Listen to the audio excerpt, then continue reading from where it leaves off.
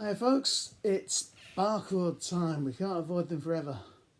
So what we're going to do is use the notes on the 6th string and the 5th string as the root notes of the chords. So that's why I asked you to learn those notes. So on the bottom string, the open string is E. So it goes E, F, G, A, B.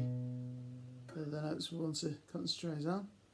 Now if I played E major at the first fret, a chord you know and love, what I'm going to do is play the same chord, but I'm going to use these 3 fingers. I'll tell you the fingering in a minute, but I'll just show you the principle. So that's E major, my first finger's doing nothing at the moment.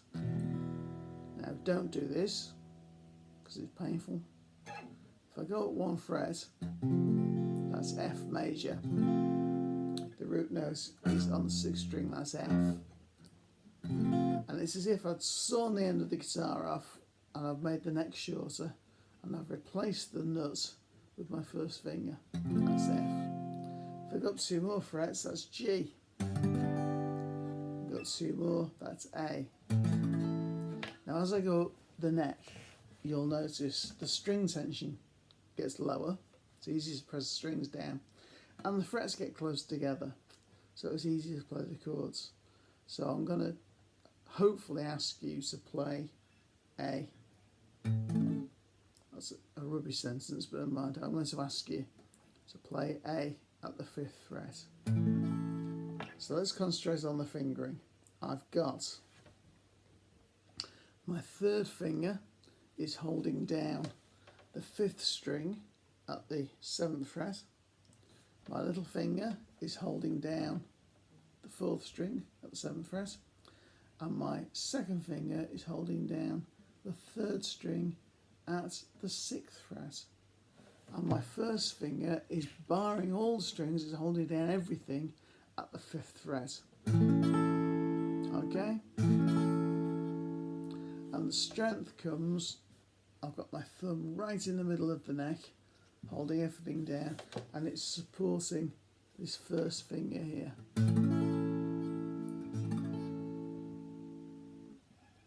If you go up 2 frets, that's B major, and you might find that easy to play, but we'll play A major.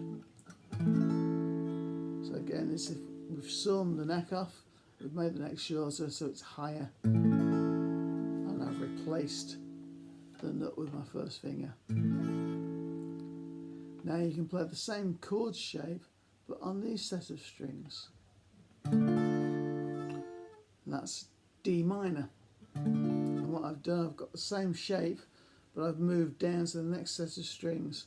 So I've got to think about this, 3rd finger is on the 7th fret on the 4th string, my little finger is on the 7th fret on the G string, and that's the 3rd string, and my 2nd finger is on the 6th fret on the 2nd string, and I'm holding down all the strings. Well, you don't need to hold down all the strings because the root note is D, which is that note on the 5th string. So what you should do is hold down 5 strings and just let this first finger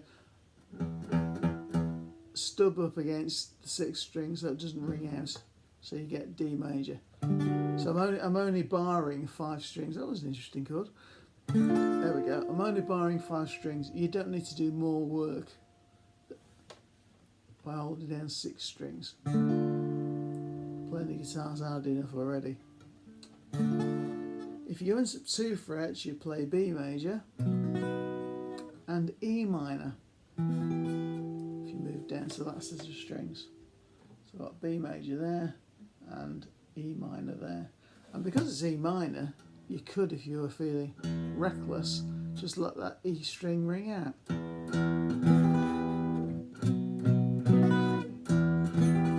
So I've got A minor and D minor, and I've got B minor and E minor.